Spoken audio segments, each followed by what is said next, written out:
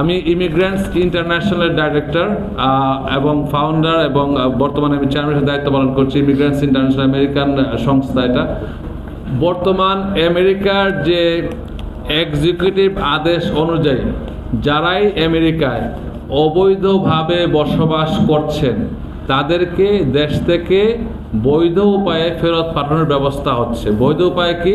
তাদেরকে গ্রেফতার করবে, তারপরে তাদেরকে আইনের আওতায় নিয়ে আসবে, হিয়ারিং হবে, তাদেরকে হয়তো বের করে দেবে। যাদের অর্ডার হয়ে গেছে অলরেডি যে আমেরিকায় তারা থাকতে পারবে না, হয়তো তারা কোনো সময় অ্যারেস্ট হয়েছে, তাদেরকে কোর্টে গিয়েছিল, এখানে একজন অ্যাটর্নি আছে, লয়ার, বাংলাদেশি অ্যাডভোকেট আছে, কয়েকজন অ্যাডভোকেট আছে। সো যারা অলরেডি ইমিগ্রেশন কোর্টে ফাইনাল অর্ডার হয়ে গেছে তারা কিন্তু চলে আসতে হবে যদি তাদের কোনো কোয়ালিফাইড পিটিশন না থাকে। সো এই জিনিসটা অনেকে বুঝে না, মনে করে যে সবাই মনে একরকম, আর সবার ব্যাপারে আমরা কথা বলতে পারি না। আমরা অনেক কল পাই এখন, যেটা আসলে ফোনে আমরা কথা বলার সুযোগ নাই এবং কারো পার্সোনাল ইনফরমেশন। আমাদের অনেক গণমাধ্যম আছে, আমি যখন ফেসবুকে দেই তখন তারা প্রশ্ন করে মইন ভাই নামটা বলেন, ঠিকানা বলেন, কিন্তু আমরা being an attorney at law privacy অ্যাক্টে আমরা কারো নাম ঠিকানা বলতে পারি না, উচিত না, আনলেস সে যদি আমাকে অনুমতি না দেয় অথবা সরকার থেকে রিলিজ না করে। সো বর্তমান যে পরিস্থিতি হচ্ছে, যারা এখানে অবৈধ আছেন তাদেরকে একটা প্রক্রিয়ার মধ্যে নিয়ে আসার চেষ্টা হচ্ছে।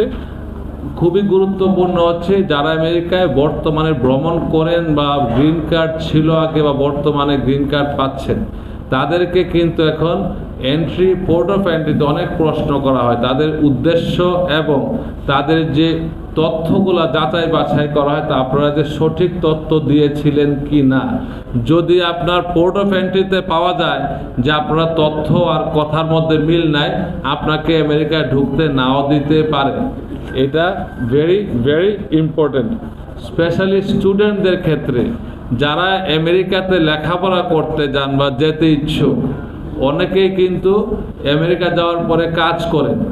কাজ করাটাই স্বাভাবিক, কারণ স্টুডেন্টরা যায়, তারা চলবে কীভাবে। এখানে আমরা বুঝি যে অনেক মধ্যবিত্ত পরিবার তারা আমেরিকা যায়। আগে কোভিড পূর্ববর্তী, কোভিডের পরবর্তীতে এই প্রসেসটা শিথিল ছিল, কিন্তু কোভিডের পরে থেকে এখন বর্তমান প্রশাসন আসার পরে তারা কিন্তু এটা খুব সূক্ষ্মভাবে তদন্ত করবে। তো আমার কথা হলো, আমরা এখানে বসার উদ্দেশ্য হলো যে আপনারা একটু সতর্ক থাকবেন, আইন ভঙ্গ করবেন না, রেসপেক্ট দ্য লজ। আমরা যেমন এই দেশে আইন মানি, আমরা বিশ্বের সব দেশে আইন মানার চেষ্টা করব এবং আইন মেনে চললে আপনার কোনো সমস্যা নাই। আর নির্দ্বিধায় বলতে, যারা আমেরিকার নাগরিক আছেন, যদি সত্য তথ্য দিয়ে নাগরিকত্ব পেয়ে থাকেন তাদের ভয়ের কোনো কারণ নেই। আপনার হেডলাইন হতে পারে একটা জিনিস যে বর্তমানে আমেরিকায় অপরাধীদের অভয়স্থল না। আপনি একটা দেশে খুন করে, রাজধানী করে, মারামারি করে, আপনি আত্মসাৎ করে চলে গেলেন, আমেরিকার কোনো জায়গায় ঠাঁই পাবেন, এরকমটা আর হবে না, এই দিন শেষ। সো এই ক্ষেত্রে আপনাদেরকে বুঝতে হবে, হেডলাইন হতে পারে যে আমেরিকা অপরাধীদের অভয়ারণ্য আর নাই। এটা বর্তমান সরকার খুব ভালোভাবে ক্লিয়ার করে দিয়েছে। যদি একটা অ্যাক্ট করেছে বর্তমানে, এটাকে বলে লেকেন্স-রাইলি অ্যাক্ট। লেকেন্স-রাইলি অ্যাক্ট, এটা কিন্তু ডেমোক্রেট রিপাবলিকান দুই পক্ষ মিলে আইনটা পাশ করেছে জানুয়ারি 29, 2025-এ। এটা বলতে পারবো না যে রিপাবলিকান পাশ করেছে, না, এটা ডেমোক্রেট রিপাবলিকান মিলেই পাশ করেছে লেকেন্স-রাইলি অ্যাক্ট। এই অ্যাক্টের অধীনে যারা বর্তমানে আমেরিকান নাগরিক না, অন্য দেশেও নাগরিক, তারা যদি ছোট কোনো অপরাধ করে, বাংলাদেশে যেমন ছেঁচড়া চুরি বলে, ওই চুরির কারণে কিন্তু তার ভিসা বাতিল হতে পারে। অনেকে স্টুডেন্ট ভিসা বাতিল হচ্ছে কারণ আপনাদের গণমাধ্যমের সামনে বলতে বাধা নাই, ছোট অপরাধ করে তারা অলরেডি পেও করে দিয়েছে, যেটা এই দেশে যেটা কম আসে। কিন্তু আমেরিকাতে প্লি বার্গেনিং বলে একটা কথা আছে।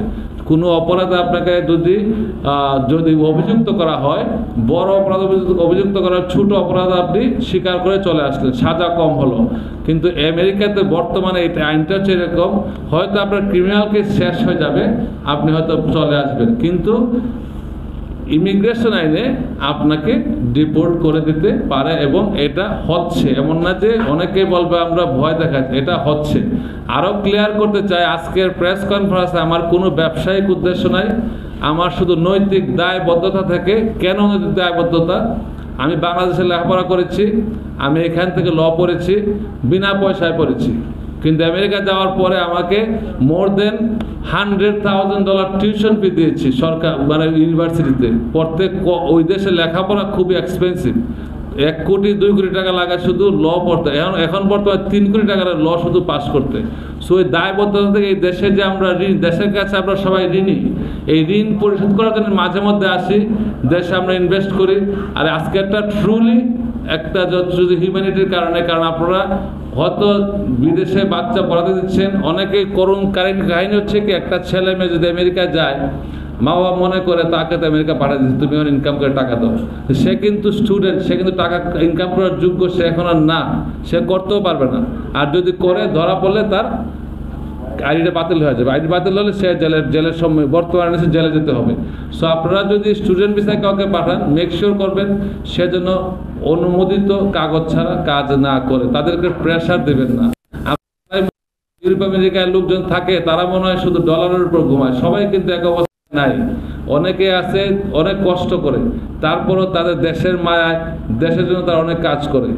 আর এই কথাগুলো বলতে দ্বিধা নাই, প্রবাসীদের দেশপ্রেম অনেক বেশি, কারণ তারা যা ইনকাম করে একটা বড় অংশ দেশে পাঠিয়ে দেয়। তো ওদের প্রতি রেসপেক্ট, আর প্রবাসীদের প্রতি রেসপেক্ট রাখবেন।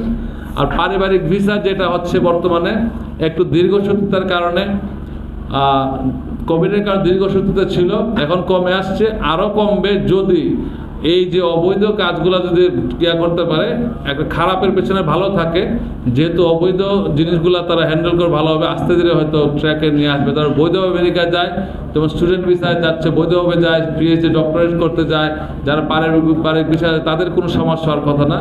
আর আপনি গ্রিন কার্ড নিয়ে যারা আমেরিকার বাইরে থাকেন, অনেকে আমরা গ্রিন কার্ড নিয়ে বছরের বছর আমেরিকার বাইরে থাকি, কিন্তু এই জিনিসটা এখন আর কোভিড পরবর্তী সময়ে কিছুদিন আমরা এটা এক্সকিউজ করা হয়েছিল। এমনও লোক ছিল 2 বছর দেশের বাইরে থাকার পরে আমেরিকা ঢুকতে পারছে, কিন্তু এখন গেলেই 2 মাস থাকার পরে গেলেই তাদেরকে অনেক প্রশ্ন করা হয়।